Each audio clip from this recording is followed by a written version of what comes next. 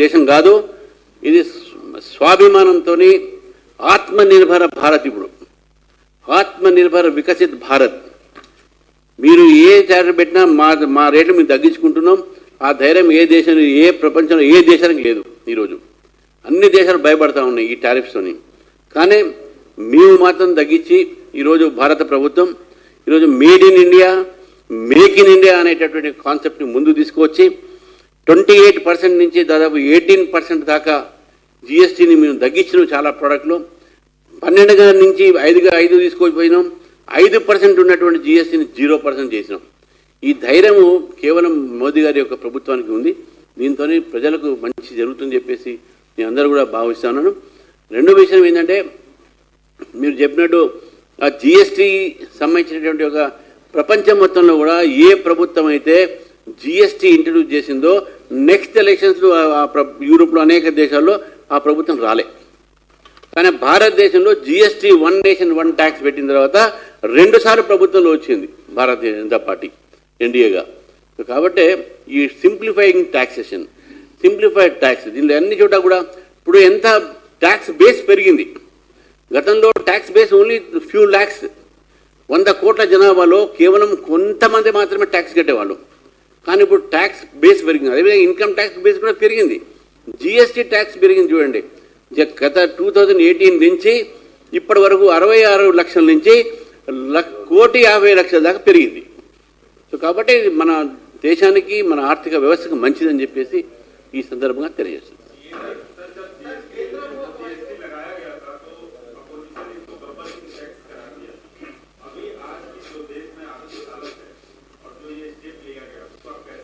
अब उनका दिमाग उस समय गब्बर नहीं गोबर था. मैं वही देखूंगा. कभी भी हो दूरदृष्टि से देश के बारे में सोचना चाहिए. देश के हित में जो करेगा काम उसको मिलेगा इनाम, और वो इनाम देश की जनता ने मोदी जी को दिया है 3 बार आज देश को सत्ता में लाने के लिए. तो मैं यही समझता हूं कि जो विपक्ष है ये सोच नहीं सकती है. हालांकि कांग्रेस पार्टी विपक्ष जो है उस समय 2014 से पहले जो सत्ता में थी, हम विपक्ष में थे, उस समय जीएसटी का जो अंकुरार्पण किया था, जीएसटी के बारे में जो लाना चाहती थी वो कांग्रेस सरकार थी. वो ला नहीं सकी, हम ला के बताए. वो कैसे बोल सकते हैं, कैसा विरोध कर सकते हैं? 2 जीभ नहीं रहना चाहिए किसी को, एक ही बात पे उनको रहना चाहिए. ये जो है उनकी हिपोक्रेसी, अपोजिशन की हिपोक्रेसी थी कि जीएसटी को उन्होंने किया. आज जीएसटी दुनिया में सबसे बड़ा, आज भारत देश में जो टैक्स सिस्टम है सबसे ज्यादा रेवेन्यू भारत को आ रहा है, और इसमें कोई भी इसको इनकार नहीं कर सकता है.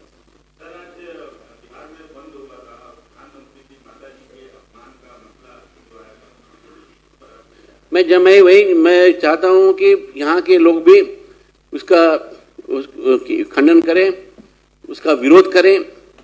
बिहार में उन्होंने बात किया, इसलिए बंद तो किया है, लेकिन हम गौरव करते हैं माता जी का, मोदी जी का, माता जी का, और इसलिए हम जो है वो माँ को गाली देंगे. लेकिन जिस माँ ने मोदी जी को जन्म दिया है और जिस मोदी ने आज देश की जनता के लिए इतना बड़ा आज राहत दी है जीएसटी के नाम पर, उनको हम कल जो है दूध से उनका अभिषेक करेंगे.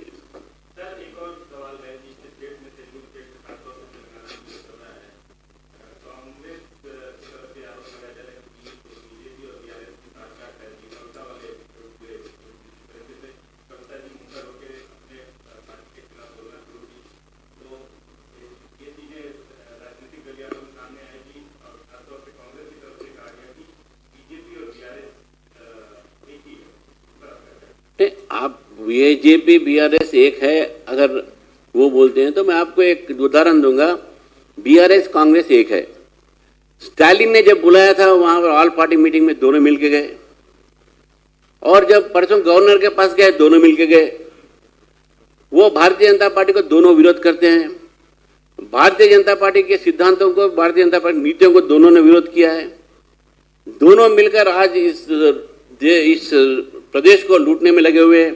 दोनों जुड़वे भाई हैं. अब ये भ्रष्टाचार के, एक ने लूटा है, दूसरा सोच रहा है कि सारा पूरे वो लोग लूट लिया, हमको लूटे के लिए कोई बचा नहीं है. दोनों में क्या अंतर है? दोनों भाई हैं. वो हमसे नहीं जोड़ सकते। हम तेलंगाना के लिए, तेलंगाना के जनता के लिए हम काम करने वाले हैं।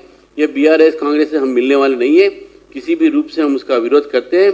और ये जो है आज उनके परिवार में जो भी आज हो रहा है, ये जो है भ्रष्टाचार से जो कमाया गया जो पैसा है उसको बंटवारे में, उसको बांटने में उनके बीच में आए हुए विभेद का एक स्वरूप है।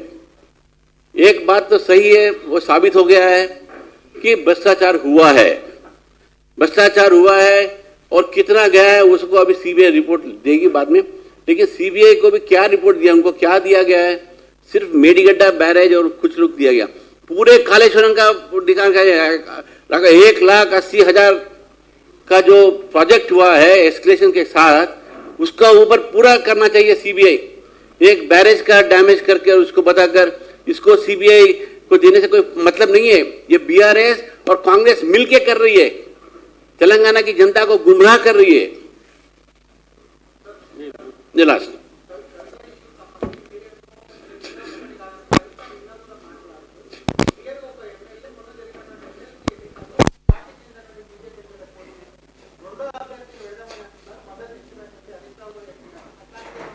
ఇప్పుడు ఆమె గురించి నేను మాట్లాడే అవసరం లేదు.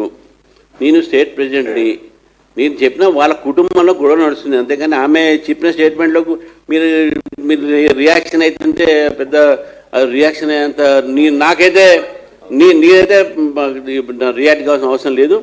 అవన్నీ ఎలిగేషన్స్ చాలామంది చేస్తుంటారు, పెద్ద మీరు కూడా సీరియస్ తీసుకోకండి. అది రైట్.